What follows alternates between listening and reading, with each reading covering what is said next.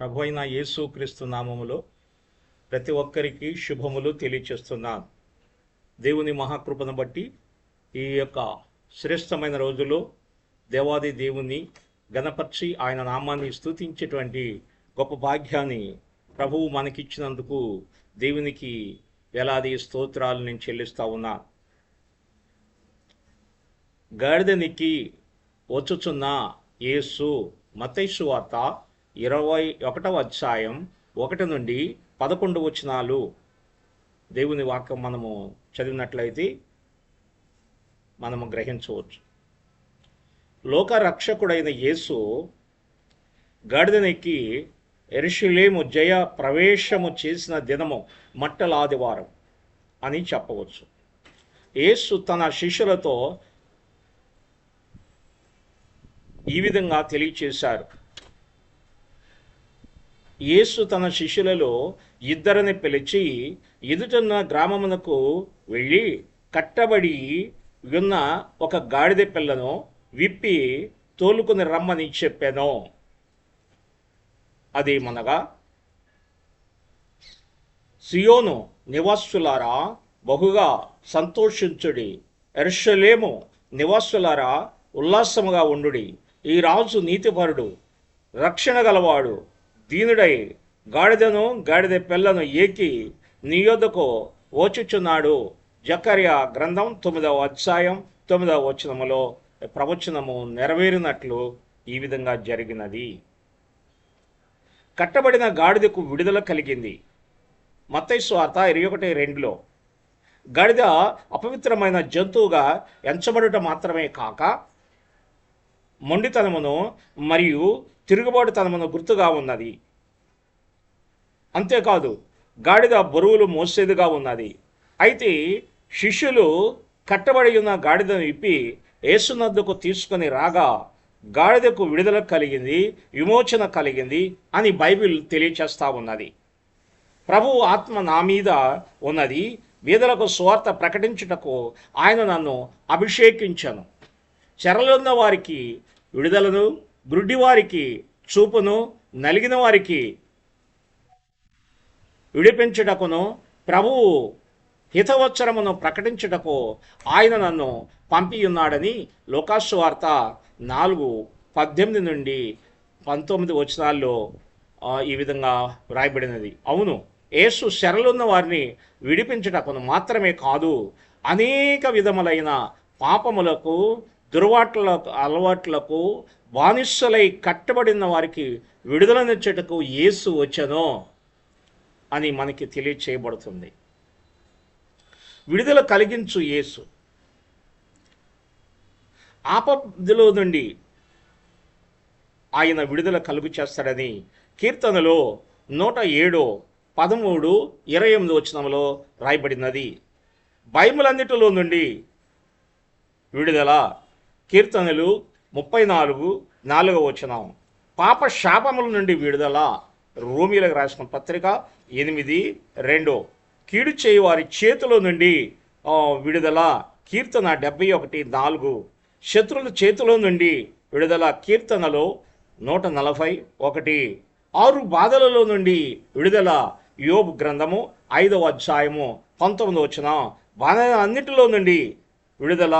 కీర్తనలు 25:17 నుండి 19 వచనాల్లో రాయబడిన మాటలు మనం గమనించవచ్చు.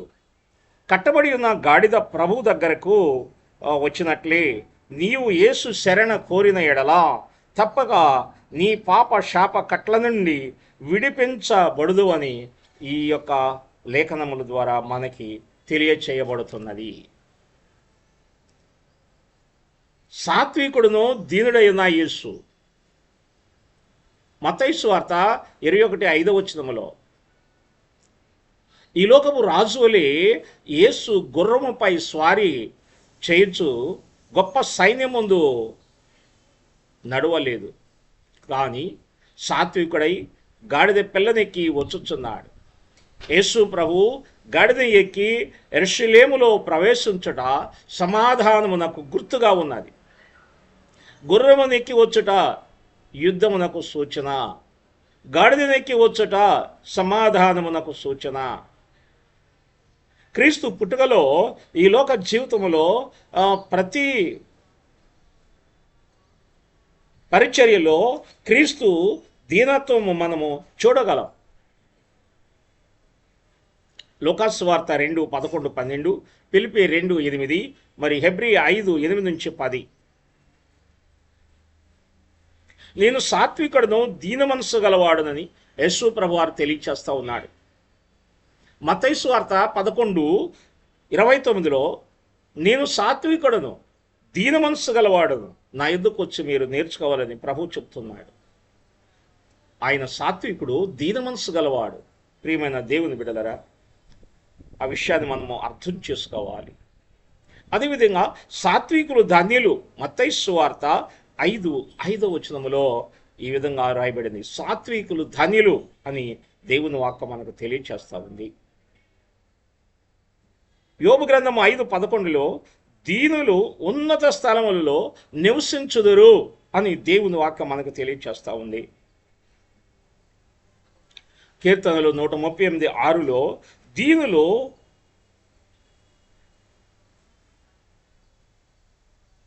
దేవుని చేత లక్ష్య పెట్టబడుదురు. కీర్తనలో 147:6లో దీనిలో లేవనెత్తువాడు ఆయనేని దేవుని వాక్యం మనకి వ్రాయబడినది. ప్రియమైన దేవుని బిడ్డలారా, మనము గమనించవలెను. క్రీస్తు పిల్లలుగా పిలువబడుచున్న మనము దీనులుగా ఉండాలి. ఎందుకనగా యేసు రెండవసారి వచ్చినప్పుడు న్యాయాధిపతిగా, రాజుగా వచ్చును కనుక మనము ఈ లోకములో దీనులముగాను సాత్వికులముగాను జీవించవలనని దేవుని వాక్యం మనకు తెలియజేస్తుంది. ప్రకటన 19:11లో ఆజ్ఞకు లోబడిన శిష్యులు, మత్తయి సువార్త 21:6-7 శిష్యులు వెళ్ళి యేసు వారికి ఆజ్ఞాపించిన ప్రకారము చేసి ఆ గాడిదను దాని పిల్లను తోలుకొని వచ్చి వాటి మీద బట్టలు వేయగా ఆయన వాటి మీద కూర్చుని ఉన్నారు. శిష్యులు వెళ్ళి ఆ గాడిదను విప్పినప్పుడు శిష్యులు విప్పిన దానిని బట్టి ఆ గాడిద లోబడి యేసు యొద్దకు వచ్చినట్లు మనం చూస్తున్నాం. అట్లాగే యేసు ప్రభు చెప్పిన ఆజ్ఞకు శిష్యులు లోబడ్డారు. దేవుని బిడ్డలారా, ఇక్కడ మనం ఆలోచన చేసినట్లయితే నిర్గమకాండము 15:26లో ఆయన ఆజ్ఞకు విధేయులై ఆయన కట్టడలను ఎవరైతే అనుసరిస్తారో వారి జీవితము ఎంతో ఆశ్చర్యకరంగా మారుతుంది. ఆయన ఆజ్ఞలకు మనం విధేయులై ఆయన కట్టడలను మనం అనుసరించాలి. ఆజ్ఞకు లోబడిన శిష్యులు ఇక్కడ మనకి కనబడుతుంది. యేసు చెప్పినట్లు వారు వెళ్ళారు, ఆ గాడిదను విప్పారు, దానిని తోలుకొని యేసు దగ్గరకు వచ్చారు. కాబట్టి వారు చేసిన కార్యాన్ని బట్టి గాడిదకు విడుదల దొరికినట్లు మనం చూస్తున్నాం. ఇర్మియా గ్రంథము 42:6లో యెహోవా సెలవిచ్చిన మాటకు విధేయులవటం, ఆయన ఇచ్చిన మాటకు విధేయులమై ఆయన జీవించటం అనేది చాలా ప్రాముఖ్యమైనదిగా ఇక్కడ మనకు కనపడుతుంది. యోబు గ్రంథం 23:12లో ఆయన పెదవులు ఆజ్ఞను నేను విడిచి తిరగలేను, ఆయన పెదవులు ఆజ్ఞలను నేను తిరిగి విడువలేదు అని చక్కని మాట దేవుని వాక్యంలో మనకి వ్రాయబడి ఉన్నది. కీర్తనలు 111:60లో నీ ఆజ్ఞలను అనుసరించుటకు త్వరపడితిని. కీర్తనలు 119:60లో నీ ఆజ్ఞలు అనుసరించి త్వరపడితిని అని వాక్యము తెలియచేస్తూ ఉంది. ప్రియమైన దేవుని బిడ్డలారా, ఆజ్ఞలు పాటించి లోబడినటువంటి వారి జీవితాలు ఎంతో ఆశ్చర్యకరంగా మారినట్లు దేవుని వాక్యములో మనము గమనించవచ్చు. అందువలన ఇక్కడ మన దేవుని ఆ ఆజ్ఞలకు లోబడినటువంటి వారిని మనం గమనించినట్లయితే దేవుని ఆజ్ఞలను పాటించి అది లోబడినటువంటి వారిని మనము గమనించినట్లయితే మొదటిగా మనం నోవాహును గురించి మనము అర్థం చేసుకోవచ్చు. ఆదికాండము 6వ అధ్యాయము 22వ వచనాన్ని మనము గమనించినట్లయితే నోవాహు దేవుని యొక్క ఆజ్ఞ ప్రకారముగా ఓడను సిద్ధపరిచినట్లు మనం చూస్తున్నాం. దేవుడు చెప్పిన విధంగా ఓడను సిద్ధపరిచినట్లు దేవుని వాక్యము మనం చూస్తున్నాం. దేవుని మాటకు విధేయుడయ్యాడు. దేవుడు చెప్పిన విధంగా ఓడను సిద్ధపరిచాడు. దేవుని యొక్క మాట ప్రకారంగా చేయటం వల్ల ఆయన ఆజ్ఞల ద్వారా తన జీవితంలో ఆశీర్వాదాన్ని పొందినట్లు మనం చూస్తాం. ఆదికాండము 26:5 చూస్తే అబ్రహాము దేవుని యొక్క మాటకు విధేయుడయ్యాడు. ఆయన ఆజ్ఞలకు విధేయత చూపినట్లుగా దేవుని వాక్యం మనకు తెలియజేస్తుంది. అబ్రహాము దేవుని ఆజ్ఞలకు విధేయుడయ్యాడు. ఆయన ఆజ్ఞలకు విధేయుడైనట్లుగా మనం చూస్తున్నాం. అదేవిధంగా పరిచారకులు, యోహాను సువార్త 2వ అధ్యాయం 1-10 చూస్తే పరిచారకులతో చెప్పిన మాట ప్రకారంగా చేసిన ప్రకారంగా పరిచారకులు వెళ్ళి అక్కడ ఆ యొక్క నీటిని బాణల నిండా నింపినప్పుడు అక్కడ జరిగినటువంటి సంఘటన మనం చూస్తే పరిచారకులు వెళ్ళి చెప్పిన విధంగా వారు వెళ్ళి ఆ యొక్క బాణలను నీటితో నింపినట్లు మనం చూస్తాం. తర్వాత నీరు ద్రాక్షరసంగా మారినట్లు మనం చూస్తాం. పరిచారకులు, యేసు తల్లి చెప్పింది, ఆయన మీతో చెప్పినది చేయుడి. కాబట్టి దేవుని బిడ్డలారా ఇక్కడ మనము గమనించాలి. ఇక్కడ మనము ఆలోచన చేసినట్లయితే ఇక్కడ పరిచారకులు ఆయన చెప్పిన మాట ప్రకారంగా చేశారు. అదేవిధంగా ఇక్కడ జాలరులు చూడండి యేసు చెప్పినట్లుగా చేశారు. లోకాసువార్త 5వ అధ్యాయం 1-10 చూస్తే జాలరు యేసు చెప్పినట్లుగా మీరు వల వేయండి అని చెప్పినట్లు యేసు చెప్పినట్లుగా వల వేశారు. యేసు చెప్పినట్లు చేయటం వలన విస్తారమైనటువంటి చేపలు పడినాయి. అప్పటి వరకు కూడా చేపలు పడలేదు. వారు ఎంతో ప్రయాసపడ్డారు. కానీ మరి యేసు చెప్పిన ప్రకారంగా వారు చేసినప్పుడు విస్తారమైన చేపలు పడినట్లుగా మరి గమనించినట్లు మనం చూస్తాం. ఆజ్ఞలకు లోబడటం, మరి ఆయన ఆజ్ఞలను పాటించడం ద్వారా ఇక్కడ మనం చూసాం. దేవుని బిడ్డలారా, మరి మొదటిగా మనం ఆలోచించినప్పుడు ఆజ్ఞకు లోబడిన శిష్యులు, యేసు ప్రభు వారు చెప్పినట్లుగా శిష్యులు వెళ్ళారు. ఆయన చెప్పినట్లుగా వెళ్ళి ఆ గాడిదను విప్పి యేసు దగ్గరికి తోలుకుని వచ్చారు.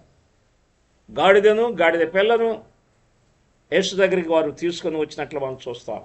అట్లాగే ఇక్కడ నోవాహు దేవుని ఆజ్ఞలకు లోబడినట్లుగా, అదేవిధంగా అబ్రహాము దేవుని ఆజ్ఞలకు లోబడినట్లుగా, పరిచారకులు దేవుని ఆజ్ఞకు లోబడినట్లుగా, జాలరులు దేవుని ఆజ్ఞకు లోబడినట్లుగా ఆయన ఆజ్ఞలకు మనము లోబడినట్లయితే దేవుని యొక్క కార్యాలు మనము మరి చూడగలమని దేవుని వాక్యం మనకి తెలియజేస్తుంది. ప్రియమైన దేవుని బిడ్డలారా, తరతరాలుగా దేవుని మాటలను మరి దేవుని వర్తమానములను దేవుడు తన భక్తుల ద్వారా అనేక విషయాలు మాట్లాడుతున్నాడు. ఆయన ఆజ్ఞలకు ఎవరైతే విధేయులై ఉంటారో, ఎవరైతే మరి లోబడి ఉంటారో వారి జీవితంలో వారు చేసేటువంటి ప్రతి పనులలో కూడా దేవుడు విజయాన్ని అనుగ్రహిస్తాడని దీన్ని బట్టి మనకు తెలుస్తుంది. గాడిదకు వచ్చిన ఘనత ఇక్కడ మనం చూస్తే, గాడిదకు 21వ అధ్యాయము 7-9 మనం చూస్తే యేసు ప్రభువును మోసిన గాడిద ఘనత పరచబడినని మనము గ్రహించగలం. ప్రభువు గాడిదపై కూర్చున్నప్పుడు దానిపై విలువైన వస్త్రములు మోపిరి. ప్రభువు ఆ గాడిదపై కూర్చున్నప్పుడు ఆ గాడిద క్రింద నడుచుచ్చు ఉన్నప్పుడు జనుల మధ్య జయ ధ్వనుల మధ్య ముందుకు సాగుచు యెరూషలేము వీధులలో నడిచినట్లుగా మనము చూస్తాం. దేవుని బిడ్డలారా, గాడిదకు వచ్చిన ఘనత, బుద్ధిహీనునికి ఘనత గిట్టదు. సామెతలు 26:1. గద్దింపును లక్ష్య పెట్టేవాడు ఘనత నొందును. సామెతలు 13:18 మనం చూస్తాం. అదేవిధంగా సామెతలు 23 కూడా కలహమునకు దూరముగా నుండుట ఘనత కారణం. కలహమునకు దూరముగా ఉండేవాడు ఘనత పొందుతాడని దేవుని వాక్యం చెప్తా ఉంది. అదేవిధంగా సామెతలు గ్రంథం 9:23 వచనాల్లో మనం గమనించినట్లయితే దేవుని వాక్యంలో వినయం మనస్కుడు ఘనత నొందును అని దేవుని వాక్యం మనకు తెలియజేస్తుంది. దేవుడు ఘనతనిచ్చేవాడు. ప్రసంగి 6:2 మనకు కనబడుతుంది. ప్రియమైన దేవుని బిడ్డలారా, ఒకప్పుడు చేదరించుకున్నటువంటి గాడిదకు ఘనత వచ్చింది. అయితే దేవుని పోలికగా చేయబడిన మనకు దేవుడు ఆయన ఘనత ఇవ్వాలని కోరుకుంటున్నాడు. ఆయన వద్దకు మనం వచ్చినట్లయితే, ఆయన ఆజ్ఞలకు మనం లోబడినట్లయితే, ఆయనకు మనం విధేయులమైనట్లయితే, ఆయన యందు విశ్వాసం కలిగి మనం జీవించినట్లయితే మన జీవితంలో కూడా ఆయన ఘనత ఇవ్వటానికి కోరుకుంటున్నాడు. లోకము చేత చీదరించబడినటువంటి గాడిదకు ఘనత వచ్చింది. కానీ నేను దేవుని పోలిక చేయబడిన మనల ఎడల దేవుడు ప్రత్యేకమైన శ్రద్ధ కలిగి ఉన్నాడు. మనలో విడిపించడానికి ఆయన ఈ లోకానికి వచ్చాడు. మనకి విడుదల కలుగు చేయడానికి వచ్చాడు. ఎలాంటి బాధ, బంధకములు, శ్రమలు, కష్టాలు, ఇబ్బందులున్నా వాటి నుండి విడిపించి చేయగల సమర్థుడు ఆయన అని మనము ఆయన యందు విశ్వాసం ఉంచి మనము ముందుకు సాగవలసిన వారుగా ఉన్నాం. దేవుని బిడ్డలారా, ఆలోచించేద్దాం. ఈ మాటలు మనము అర్థం చేసుకుందాం. ప్రార్థన. మహోన్నతుడైన దేవ, పరిశుద్ధుడైన తండ్రి, మీ కొందనాలు. ఈ సమయంలో ఈ మట్టల ఆదివారం శ్రేష్టమైన ఈ మాటలు మాకు గుర్తు చేస్తూ ఉన్నారు, తెలియజేస్తూ ఉన్నారు. ఆలోచించుకొని అర్థం చేసే మనసు మాకు దయచేయండి. నిజమేనైనా ఒకప్పుడు ఊరు వెలపల కట్టివేయబడిన గాడిదకు విడుదల కలిగింది తండ్రి, ఘనత వచ్చినది. అట్లాగే అయా మీ యొద్దకు రావటం వల్ల, మీ యొక్క ఆజ్ఞకు లోబడటం వలన, మీ యొక్క ప్రభా మీతో మీ దగ్గర ఉండటం వలన, మీ యొక్క ప్రభాతో సహవాసం వలన ప్రభా ఈ గాడిదకు ఘనత వచ్చినట్లు మేము చూస్తున్నాం. అట్లాగే మేము కూడా మీతో సహవాసం చేసి మీకు ఇష్టలుగా మీ ఆజ్ఞలకు లోబడి మీ చేత దీవించబడే ఆ కృపను మేము పొందుకోవటానికి కావలసిన శక్తి దయచేయండి. ఇన్న మాటలను మీరు దీవించండి, ఆశీర్వదించండి. నీ కృపా కనిక్రమలు నీ బిడ్డల మీద ఉంచి మీ నామానికే మీరు మహిమ తెచ్చుకోవాల్సిందని, మీ సన్నిధి, మీ సమాధానము నీ బిడ్డల మీద ఉంచమని మీ సన్నిధిలో నేను ప్రార్థన చేస్తున్నాను. దేవా, ఈ సమయంలో మమ్మల్ని మీరు దర్శించండి. మీరు మాతో మాట్లాడుచున్నందుకు అన్నారు. అర్థం చేసుకున్న మనసు నాయనా, నిజమే తండ్రి.